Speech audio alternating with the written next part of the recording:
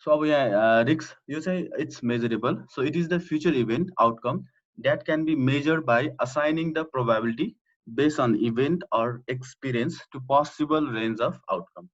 For example, हेर्ने हो भने यहाँ rolling a pair of dice. दुईटा dice हामीले roll गरिरहेछौँ भने we know all the possible outcome and we also know the possible probability that each outcome will come.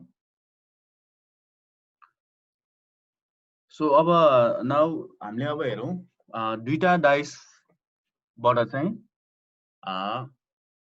दुईटा डाइस को आउटकम चाहिँ 2 आउने सम्भावना कति छ त भन्ने कुरा चाहिँ हामीले निकाल्न सक्छौं। त्यसको प्रोबेबिलिटी के हुन्छ सिम्पली 1 by 36 अब प्रोबेबिलिटी मैले बिर्सेँ जस्ट भनौं।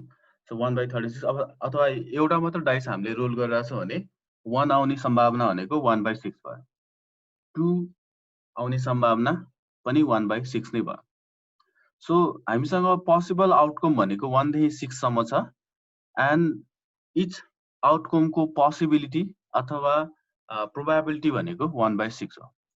सो यो भनेको चाहिँ हामी अब रिस्क को केसमा चाहिँ we can assign the probability in this way. We know all the possible outcome, we know all the future events that can come, that could be the outcome, and we know the probability, we know the possibility, we know the probability, and we can assign the probable अथवा probability चाहिँ हामीले assign गर्न सक्छौं।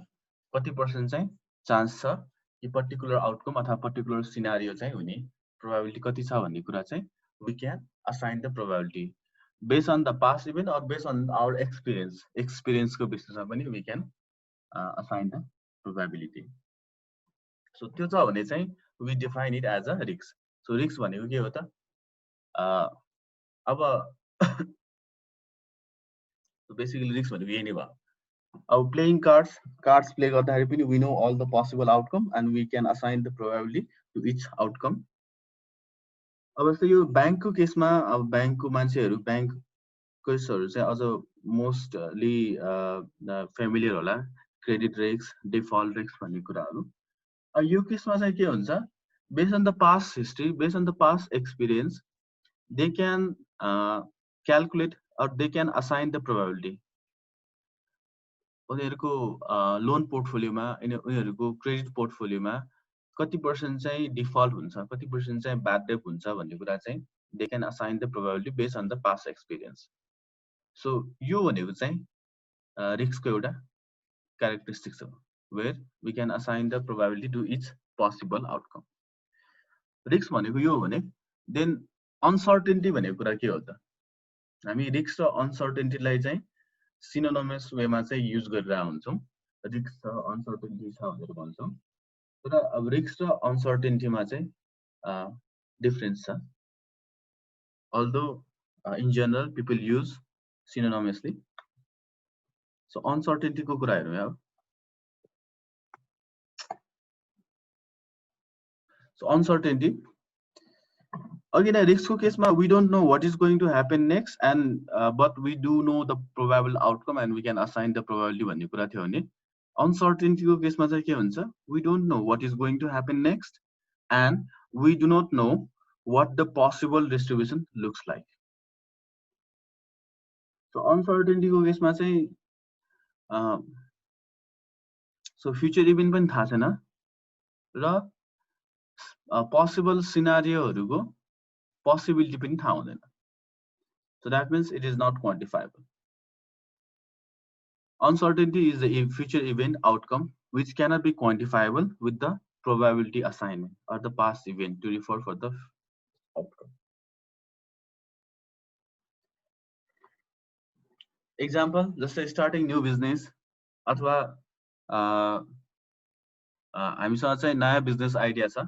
अब त्यो नयाँ business idea छ, अब नयाँ business idea will work or not, success हुन्छ कि हुँदैन भन्ने कुरा you cannot say based on the past experience. You cannot predict अथवा you cannot assign the probability based on the past experience अथवा past event को बेसिसमा you cannot say that. र even if the business चलेन भने पनि त्यसबाट return कति आउँछ भन्ने कुरा त्यो पनि हामीले के त प्रोबेबिलिटी वेमा चाहिँ हामीले भन्न सक्दैनौँ। सो पोसिबिलिटीको हिसाबले वी क्यानट क्याल्कुलेट भन्ने कुरा चाहिँ यहाँनिर आउँछ। सो अनसर्टेनिटी भर्सेस रिस्कको कुरा चाहिँ यहाँनिर चाहिँ डिफरेन्स छ। सो डिफरेन्स हेरौँ। यो माथिको मैले टपिक चाहिँ यो अर्को स्लाइडमा एडिट गरेको, एउटा चेन्ज गर्न बिर्सिसकेँ। सो रिस्क र अनसर्टेनिटीको कुराहरू यहाँ। रिस्कलाई अब यो डोमिनिक साल्वाटोरले चाहिँ यसरी डिफाइन गरेको छ। Risk refers to a situation where there is more than one possible outcome to a decision and the probability of each outcome is known or can be estimated भनेर भनेको छ भने uncertainty is the case when there is more than one possible outcome to a decision and the probability of each specific outcome occurring is not known. So अघि नै भने जस्तै probability assign गर्न सकिन्छ, probability assign गर्न सकिँदैन. One is quantifiable and the other is not quantifiable. अब रिस्कको केसमा some of the risks can be mitigated by taking insurance. भने अनसर्टेनिटीको केसमा you cannot insure. अब बिजनेस चल्छ कि चल्दैन भन्ने कुरा थाहा छैन, त्यसलाई इन्स्योरेन्सले पनि के गर्नेवाला छैन हैन। तर बाइक किनेको छ, बाइक एक्सिडेन्ट हुन सक्ने सम्भावनाको कुराको बेसिसमा we can insure, we can के त इन्स्योरेन्स लिन सक्छौँ सम एक्सटेन्ट हैन। बाइक बिग्रिने अथवा बाइक लड्ने हैन, त्यसको लागि चाहिँ अब बाइक एक्सिडेन्ट नै हुन्छ भन्ने कुरा त कसरी थाहा हुन्छ, त्यसको प्रोबेबिलिटी कसरी थाहा हुन्छ भन्ने कुरा चाहिँ फेरि गर्नु होला हैन। त्यो चाहिँ फेरि गर्न पाउँदैन जबकि you have already studied the Poisson distribution हैन। सो पोइसन डिस्ट्रिब्युसन पढेको मान्छेले फेरि त्यो कुरा चाहिँ त्यो क्वेसन चाहिँ नगर्नु होला। सो यो भयो। एन्ड देन त्यसपछि अब्जेक्टिभको कुरा भने चाहिँ रिस्क चाहिँ अब्जेक्टिभली क्वान्टिफाएबल छ, अब्जेक्टिभली भन्न सक्छौँ। अनसर्टेनिटी भन्ने कुरा चाहिँ हामी के त सब्जेक्टिभ वेमा हालिदिन्छौँ, यो होला त्यो होला भनेर। फ्याक्ट बेस्ड नभइकन के त सब्जेक्टिभ इभ्यालुएसन, सब्जेक्टिभ जजमेन्ट चाहिँ हुन्छ अनसर्टेनिटी केसमा चाहिँ। रिस्कको केसमा fact based past event, past एक्सपिरियन्सको बेसिसमा अब्जेक्टिभली के त डिटरमाइन गर्ने कुरा भयो। अब यो रिस्क र अनसर्टेनिटीको कुरा गरेपछि अब एटिट्युड टुवर्ड्स रिस्कको कुराहरू। अब हुन त यो म्यानेजमेन्ट ब्याकग्राउन्ड भएकोहरूलाई यो खास यो के त कुनै नौलो कुरा होइन। एटिट्युड टुवर्ड्स रिस्कको कुरा गर्दाखेरि फाइनेन्स पढेको मान्छेले अलरेडी थाहा नै होला। There are 3 types of people regarding the attitude towards risk भन्ने कुराहरू। सो डिफ्रेन्ट मान्छेहरूको रिस्क चाहिँ रिस्क प्रोपेन्सिटी चाहिँ डिफ्रेन्ट हुन्छ। डिफ्रेन्ट मान्छेहरूको रिस्क लिने क्यापेबिलिटी चाहिँ डिफ्रेन्ट हुन्छ। अब इकोनोमिक्समा चाहिँ अब यो the attitude towards risk can be known through marginal utility derived from additional money or income of the manager भनेर भनिन्छ। सो अब इकोनोमिक्समा चाहिँ युटिलिटीको कन्सेप्ट आउँछ। सो अब यो मैले रिस्क लिएँ, त्यो रिस्कबाट मैले जुन आमदानी गर्छु त्यो आमदानीले मलाई कतिको युटिलिटी दिन्छ अथवा त्यो आमदानीले मलाई कतिको सेटिस्फ्याक्सन दिन्छ त भन्ने बेसिसमा चाहिँ वी क्यान मेजर द के त युटिलिटीको एटिट्युड टुवर्ड्स रिस्क चाहिँ हामीले मेजर गर्न सक्छौँ, क्वान्टिफाई गर्न सक्छौँ। फर इक्जाम्पल जस्तै मैले मेरो रिस्क एटिट्युड र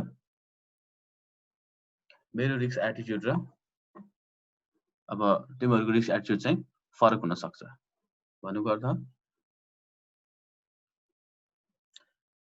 मैले चाहिँ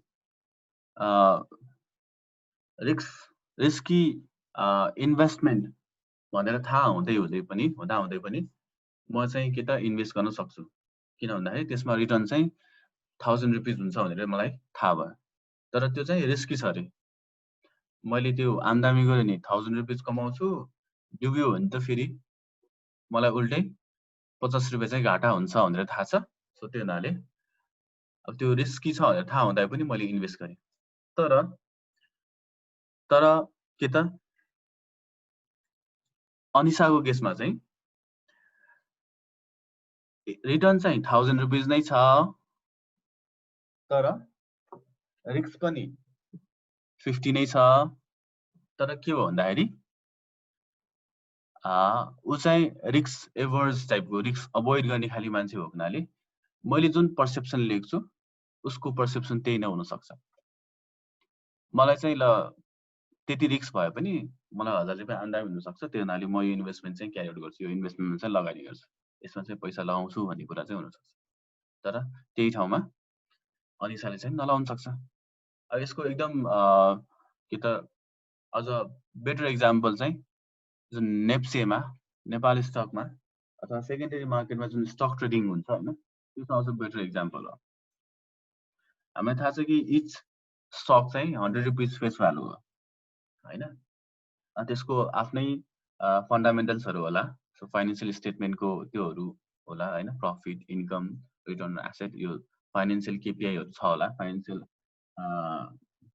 फाइनान्शियल एनालाइसिसहरु, फाइनान्शियल रेशियोजहरु छ होला हरेक कम्पनीको। तर अब यहाँ हामीले स्टक सेकेन्डरी मार्केटमा हेर्ने नि एउटै कुनै के त कुनै कम्पनीको स्टक 200 मा ट्रेड भइरा हुन्छ, कुनै स्टकको कुनै कम्पनीको स्टक 1300 मा ट्रेड भइरा हुन्छ हैन, 1000 भन्दा माथि भइरा हुन्छ हैन। अब एउटा त हो कि त उनीहरुको प्रॉफिट डिभिडेन्डको कुराहरुले पनि इम्प्याक्ट गर्ला, त्यो आफ्नो ठाउँमा छ। तर त्यहाँनिर रिस्कको एलिमेन्टहरु पनि छ। सो अब कोही होला एभरेज ब्याङ्कको शेयर चाहिँ 700 रुपैयाँ भयो भने म चाहिँ 700 रुपैयाँ तिरेर एभरेज ब्याङ्कको शेयर चाहिँ किन्छु, किनभने यसले चाहिँ डिभिडेन्ड दिन्छ, यसको चाहिँ बोनस शेयर राम्रो आउँछ भन्ने हिसाबमा म किन्छु होला। तर त्यही ठाउँमा मिस्टर ए अथवा मिस्टर बी ले चाहिँ के भन्छ, 700 रुपैयाँ हो, यसको 700 रुपैयाँ तिरेर चाहिँ म लिदिन, यो त एकदम रिस्की छ भन्ने कुरा चाहिँ सोच्न सक्छ। सो अब टेकिङ रिस्क भन्ने कुरा चाहिँ it depends on the person to person, अथवा यसरी भन्दा नि हुन्छ, एउटा मान्छेले त्यो रिस्क लिएर त्यो रिस्कबाट जुन आम्दानी गर्छ त्यसबाट आउने स्याटिस्फ्याक्सन जुन डिराइभ गर्छ त्यो पर्सन टु पर्सन फरक हुन्छ, अथवा युटिलिटी चाहिँ पर्सन टु पर्सन फरक हुन्छ। सो त्यसको बेसिसमा we can categorize risk preference into 3 category. एउटा रिस्क एभर्टर अथवा रिस्क अभोइड गर्ने मान्छेहरू हुन सक्छ।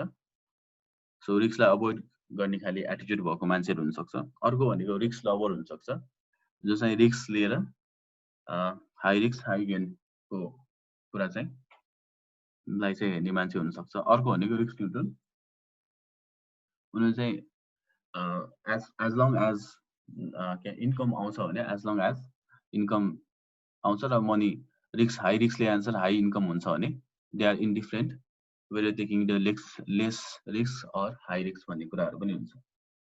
अब हेरौँ,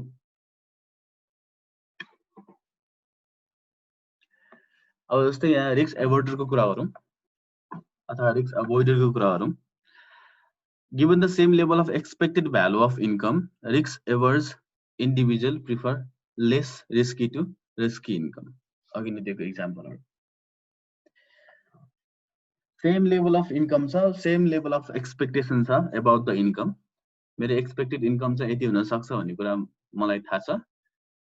तर अब रिस्क अभोइडर मान्छेहरूले चाहिँ के चुज गर्छ भन्दाखेरि they prefer to have less risky project rather than the risky project for the given level of expected value of income. So यिनीहरुको नेचर के हुन्छ, these individual prefer to have stable income with less risk element rather than high income with high risk. अब यो risk अभोइडर risk seeker भन्ने कुरा चाहिँ it's a relative phenomena. अब मसँग कम्पेरिजन गरे म र अब ए र बी कम्पेरिजन गर्दाखेरि हैन, ए चाहिँ रिस्क सिकर होला बी को कम्पेयरमा भने, फेरि बी र सी कम्पेयर गर्यो भने चाहिँ बी चाहिँ रिस्क सिकर होला, सी चाहिँ रिस्क अभोइडर होला। सो त्यस्तो हुन्छ। सो इट्स अ रिलेटिभ कुरा हैन, होम यु आर कम्पेयरिङ भन्ने कुरा आउँछ यतातिर चाहिँ, कोसँग कम्पेयर गरिरहेछ त्यसको बेसिसमा चाहिँ पर्टिकुलर इन्डिभिजुअल को एटिट्युड टुवर्ड्स रिस्क चाहिँ रिस्क अभोइडर रिस्क सिकर छ भन्ने कुरा हुन्छ। अब हुँदा यहाँनिर एक्सट्रिम एब्सोल्युट रिस्क लिने एब्सोल्युट रिस्क सिकरको कुराहरू पनि आउँछ। एकदम एक्सट्रिमली रिस्क लिने, इभन एकदम थोरै भन्दा थोरै रिटर्नको लागि पनि धेरै रिस्क लिने कुराहरू पनि आउला।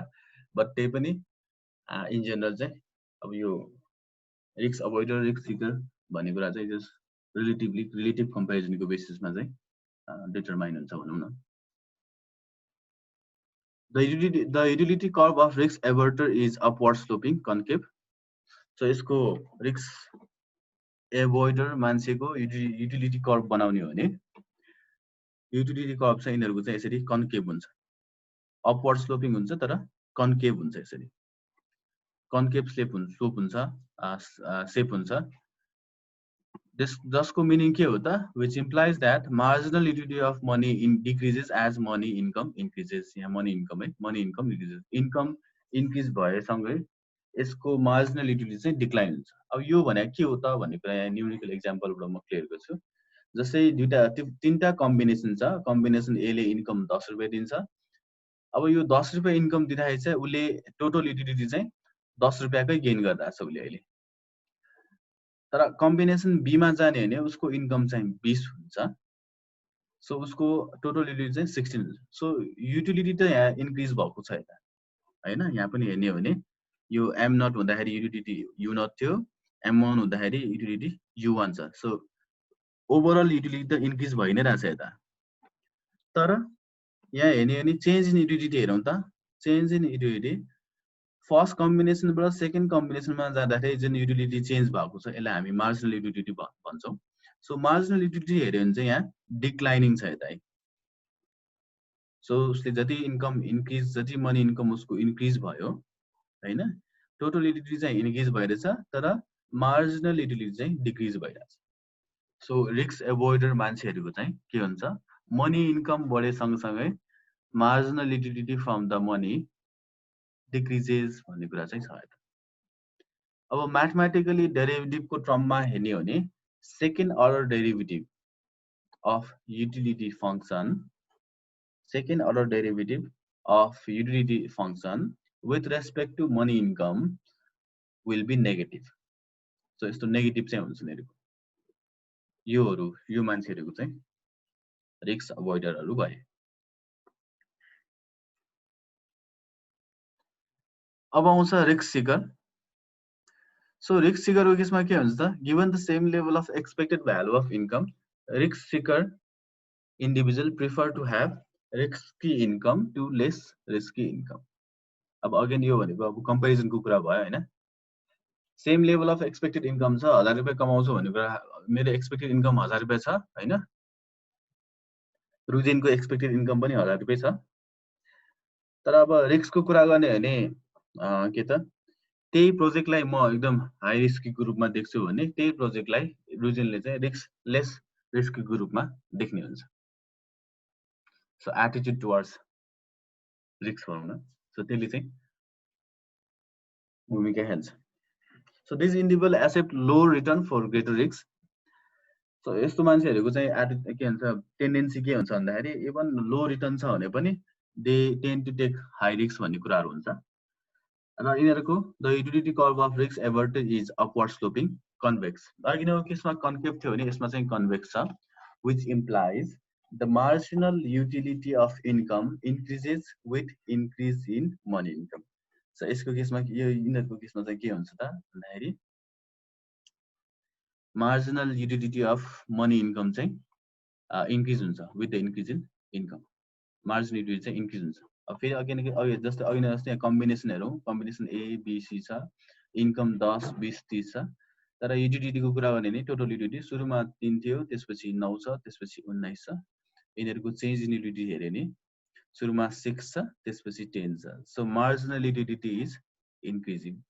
सो रिस्क सिकरको केसमा चाहिँ के हुन्छ त, मनी इन्कम इन्क्रिज भए सँगसँगै उसले जुन सेटिस्फ्याक्सन गेन गर्छ त्यो पनि उसलाई चाहिँ धेरै हाई हुन्छ। मनी इन्कम इन्क्रिज भएसँगै उसको चाहिँ सेटिस्फ्याक्सन पनि के त हाई हुन्छ। अब डेरिभेटिभको टर्ममा हेर्ने हो भने second order derivative of utility function with respect to money income is greater than 0 हुन्छ अथवा पोजिटिभ हुन्छ यो केसमा. सो यहाँ एउटा अर्को कुरा यहाँ याद गर्नुपर्ने कुरा के छ भन्दाखेरि यो यहाँ हामीले भनिरहेछौँ marginal utility of money decrease भनिरहेछौँ, तर फिगरमा हेऱ्यो भने यहाँ युटिलिटी चाहिँ इन्क्रिज भइरहेछ. यो भनेको टोटल युटिलिटी हो, मार्जिनल युटिलिटी होइन. मार्जिनल युटिलिटी यहाँ छ है. सो टोटल युटिलिटी चाहिँ इन्क्रिज हुन्छ तर मार्जिनल युटिलिटी चाहिँ डिक्रिज हुन्छ. रिस्क अभोइडरको केसमा, रिस्क सिकरको केसमा चाहिँ टोटल युटिलिटी इन्क्रिज हुने नै भयो, तर मार्जिनल युटिलिटी पनि इन्क्रिज हुन्छ है. सो मार्जिनल युटिलिटी भनेको के हो त?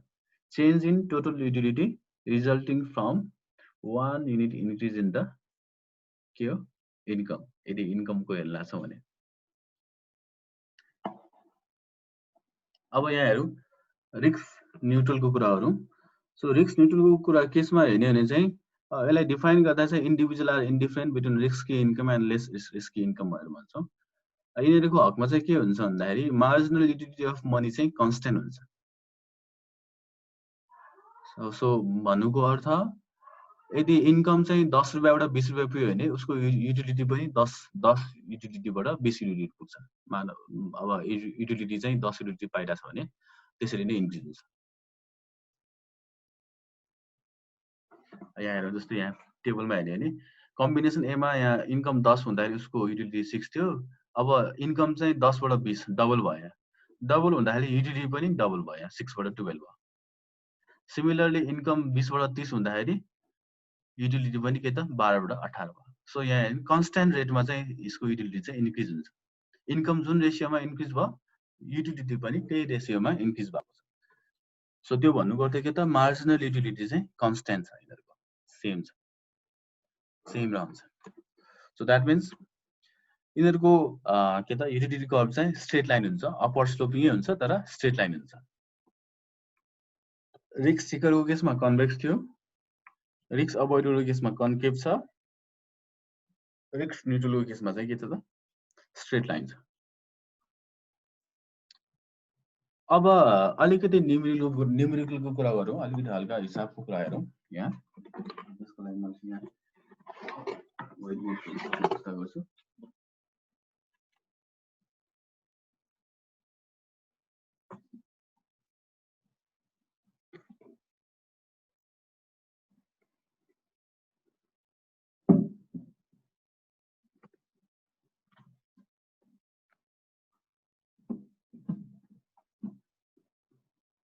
आई होप मैले दिएको असाइनमेन्टहरू चाहिँ गरिरहेछ भन्ने कुरा म आशा गर्छु है. अब गरेको छैन भने पनि इट्स ओके.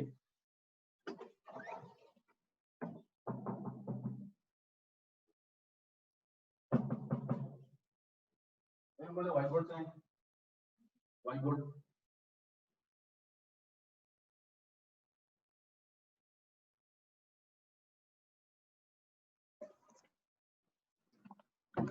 एकछिन फेरि जोइन गरौँ त सबैजना. सकिसकेको छ टाइम. व्हाइट बोर्ड चाहियो भने कि मलाई सबैजना एकछिन फेरि जोइन गरौँ त.